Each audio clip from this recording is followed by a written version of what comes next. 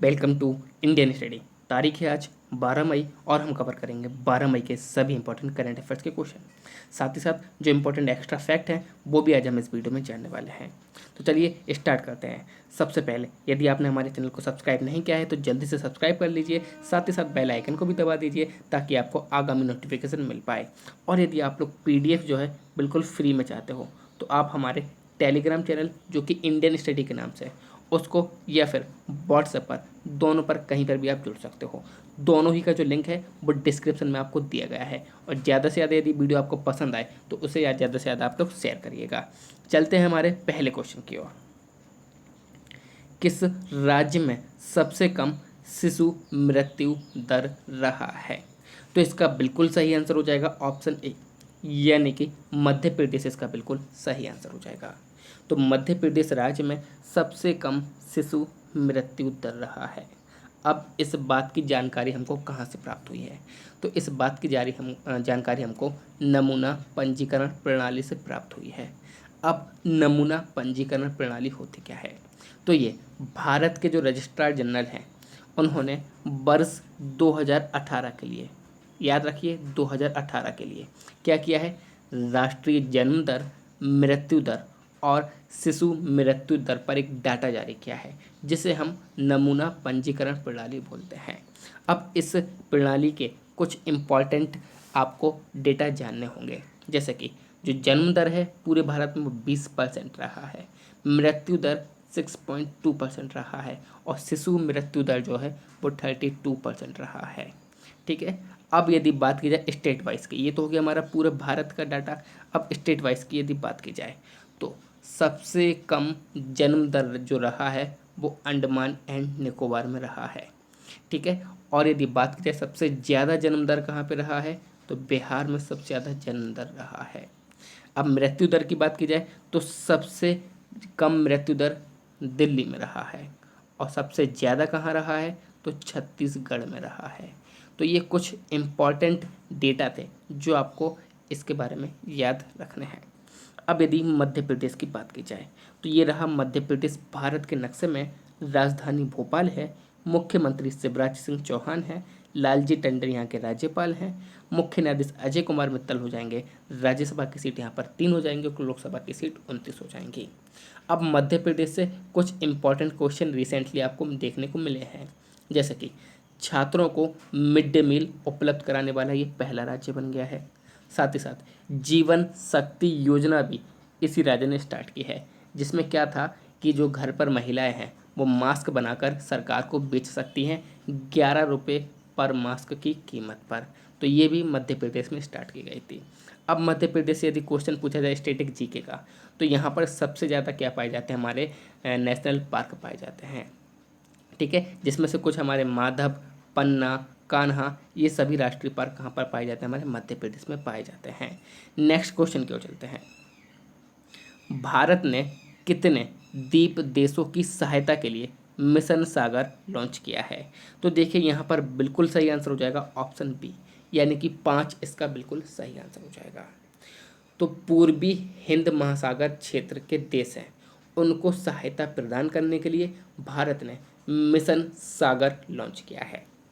अब सागर की यदि बात की जाए तो एक्चुअली में इसका फुल फॉर्म है security and growth for all in the region, ये इसका फुल फॉर्म है। अब यदि बात की जाए मिशन सागर है तो इसमें भारतीय नौसेना का एक जहाज है जिसकी तैनाती की गई है। उस जहाज का नाम है INS केसरी, उसका नाम है। साथ ही साथ अब मैंने बोला है यहाँ पर 5 द्वीप देश हैं, तो वो कौन कौन से 5 देश हैं? तो मालदीव, मॉरिशस, सेशल्स, मेडागास्कर और कोमोरोस, ये 5 द्वीप देश हैं जिनकी सहायता भारत करेगा। और इसमें क्या करेगा? सहायता में भोजन की सामग्री और कोविड-19 से जो हमारी दवाएं हैं उनकी सामग्री भेजेगा। ठीक है। अब यदि बात की जाए भारतीय नौसेना की, तो इसकी स्थापना 1612 में हुई थी। एडमिरल करमबीर सिंह नौसेना प्रमुख हैं। नौसेना दिवस हमारा 4 दिसंबर को मनाया जाता है। तो इतनी जानकारी आपको क्वेश्चन नंबर 2 के लिए रखनी थी। नेक्स्ट क्वेश्चन की ओर चलते हैं। इंपॉर्टेंट क्वेश्चन, अच्छा क्वेश्चन है। सुप्रीम कोर्ट के आदेश अनुसार किन सरकारी बैंकों पर भी, ये सरकारी नहीं है सहकारी है, देखिए सहकारी है ना कि सरकारी। सरकारी बैंकों पर तो पहले ही था ये क्या है, सहकारी बैंकों पर भी अब सरफेसी अधिनियम लागू होगा। तो देखिए इसका बिल्कुल सही आंसर हो जाएगा ऑप्शन सी, यानी कि स्टेट एंड मल्टी स्टेट की जो हमारी कोऑपरेटिव बैंक होती हैं उन पर भी अब सरफेसी अधिनियम लागू होगा। अब बात यहाँ पर आपको दिख रही होगी, सरफेसी अधिनियम क्या है सर, इसका नाम बार बार ले रहे हैं। तो देखिए सरफेसी अधिनियम, पहले तो मैं इसका फुल फॉर्म बता देता हूँ, securitisation and reconstruction of financial asset and enforcement of security interest act. अब देखिए इस अधिनियम में 3 बातें जोड़ी गई हैं, सिक्योरिटाइजेशन, रिकंस्ट्रक्शन एंड इन्फोर्समेंट। ये 3 चीज़ों के लिए काफ़ी इम्पोर्टेंट एक्ट बन जाता है। अब यदि मैं इसको नॉर्मल लैंग्वेज में बताऊं, जैसा कि आपने बैंक से लोन लिया है तो बैंक अपनी सेफ्टी के लिए आपसे कुछ ना कुछ कागज़ रखवाता है, या तो आपकी प्रॉपर्टी हो जाए या कुछ भी चीज़ आपके लिए रखवाता है। तो उसी अधिनियम यानी कि बैंक को सिक्योरिटी प्रोवाइड करने के लिए ये अधिनियम लागू किया गया था 2002 में, जिसे हम लोग सरफेसी अधिनियम बोलते हैं। ठीक है, क्योंकि बैंक हमको इतना बड़ा लोन दे रही है तो उसके पास भी तो कुछ सिक्योरिटाइजेशन होना चाहिए। तो उसी के तहत ये अधिनियम लागू किया गया था 2002 में, जिसे हम सरफेसी अधिनियम कहते हैं। अब ये पहले सहकारी बैंक यानी कि कोऑपरेटिव बैंक पर लागू नहीं होता था। अब उसकी वजह ये थी क्योंकि ये जो अधिनियम है वो बनाती थी हमारी सेंट्रल गवर्नमेंट। अब जो हमारे कोऑपरेटिव बैंक होते हैं वो हमारे राज्य में होते हैं यानी कि स्टेट में होते हैं, जैसे कि आंध्र प्रदेश कोऑपरेटिव बैंक है, महाराष्ट्र कोऑपरेटिव बैंक। तो इस वजह से ये कहानी रुकी हुई थी, परंतु अब सुप्रीम कोर्ट ने ये कर दिया है साफ कि सरफेसी अधिनियम जो है वो अब किस पर भी लागू होगा, हमारे कोऑपरेटिव बैंकों पर भी लागू होगा।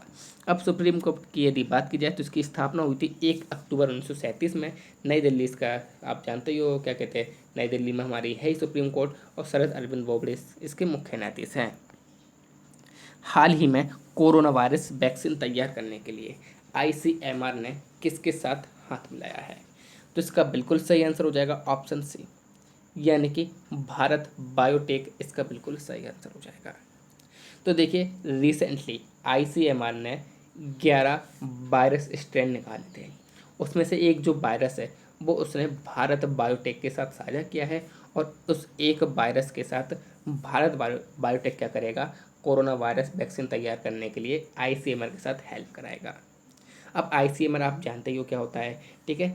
और यदि बात की जाए भारत बायोटेक की बात करते हैं, भारत बायोटेक की, तो Bharat immunological and biologist corporation, ये इसका फुल फॉर्म होता है, जिसे हम लोग बायोटेक भी बोल देते हैं।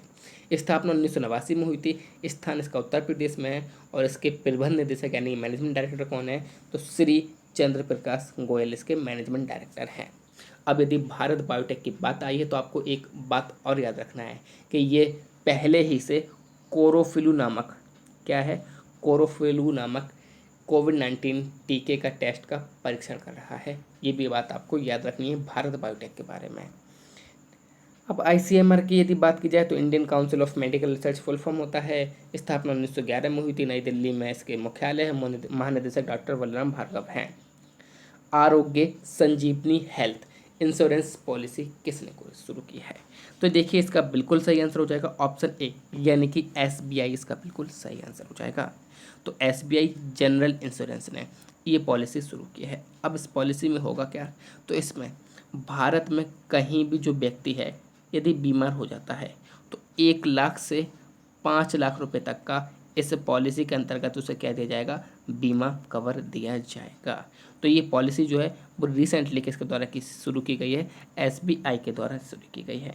SBI की बात की जाए तो स्टेट बैंक ऑफ इंडिया इसका फुल फॉर्म होता है। स्थापना 2 जून 1806 में, मुख्यालय इसका मुंबई महाराष्ट्र में, अध्यक्ष रजनीश कुमार हैं।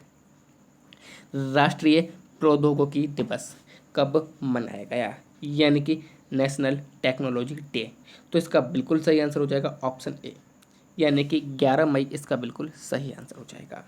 तो जो नेशनल टेक्नोलॉजी डे है वो 11 मई को मनाया जाता है।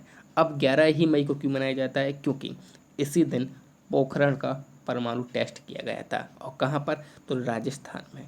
अब आदमी बात करेगा परमाणु टेस्ट, तो ये जो हमारे भारत के लिए है ना, पहली बार परमाणु टेस्ट था जो कि पोखरण में किया गया था।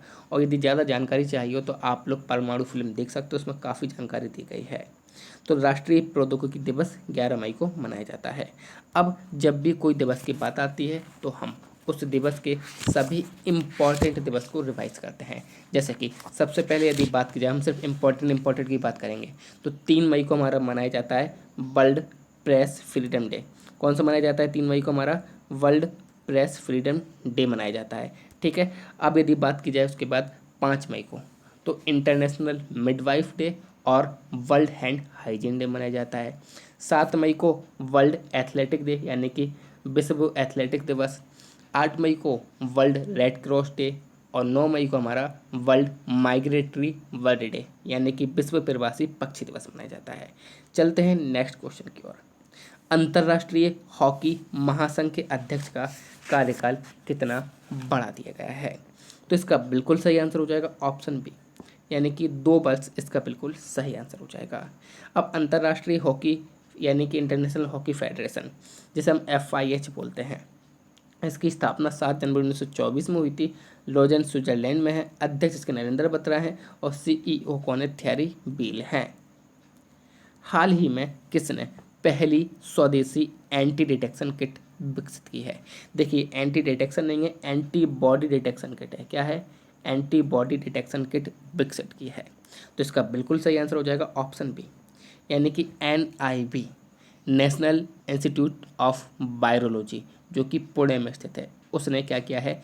पहली स्वदेशी एंटीबॉडी डिटेक्शन किट, यानी कि वो एंटीबॉडी को खुद क्या कर लेगी? डिटेक्शन कर लेगी। तो इसे बोलते हैं हम एंटीबॉडी डिटेक्शन किट, और ये पहली स्वदेशी एंटीबॉडी डिटेक्शन किट है।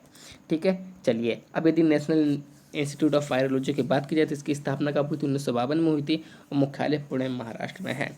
और यदि आपको इंपॉर्टेंट इसमें बात याद रखनी है तो जो ICMR ने 11 क्या किए हैं हमारे वायरस स्ट्रेन जारी किए हैं, वो AC के साथ मिलकर उन्होंने खोजे थे, यानी कि NIV के साथ ही मिलकर उन्होंने खोजे थे।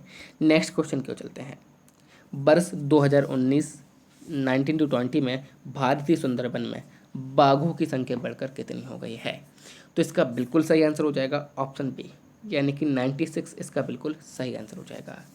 तो पहले जो है हमारे सुंदरबन में जो रॉयल बंगाल टाइगर्स थे उनकी संख्या 88 थी, परंतु अब कितनी हो गई है? 96 हो गई है। तो 88 से बढ़कर हमारी 96 हो गई ये संख्या, जो कि काफ़ी अच्छी बात है। अब यदि बात की जाए भारतीय सुंदरबन या फिर, तो इसमें हम यदि इम्पोर्टेंट बात करें तो ये दुनिया का सबसे बड़ा मैंग्रोव वन है, जो कि गंगा ब्रह्मपुत्र और मेघना नदी के डेल्टा पर बना हुआ है। अब यदि बात की जाए तो विश्व में ये बाघों का एकमात्र मैंग्रोव वन निवास भी है, क्योंकि यहीं पर सबसे ज़्यादा हमारे जो बंगाल टाइगर्स हैं वो पाए जाते हैं। हाल ही में हरिशंकर वासुदेवन का निधन हो गया है। वह कौन थे? तो देखिए, वह एक इतिहासकार थे। क्या थे? वे एक इतिहासकार थे, काफ़ी इंपॉर्टेंट इतिहासकार थे, क्योंकि ये काफ़ी प्रसिद्ध है। तो यह है हरिशंकर वासुदेवन, इन्हीं का निधन हो गया है। चलते हैं आज के प्रश्न की ओर। किस बैंक ने कोविड-19 से लड़ने के लिए $500 मिलियन ऋण की मंजूरी दी है? तो इसका सही आंसर आपको कमेंट बॉक्स में देना है। साथ ही साथ यदि वीडियो आप लोग को पसंद आती है तो प्लीज़ ज़्यादा से ज़्यादा शेयर करिए, लाइक करिए, सब्सक्राइब करिए इंडियन स्टडी के हिंदी यूट्यूब चैनल को। Thank you all of you. जय हिंद, जय भारत।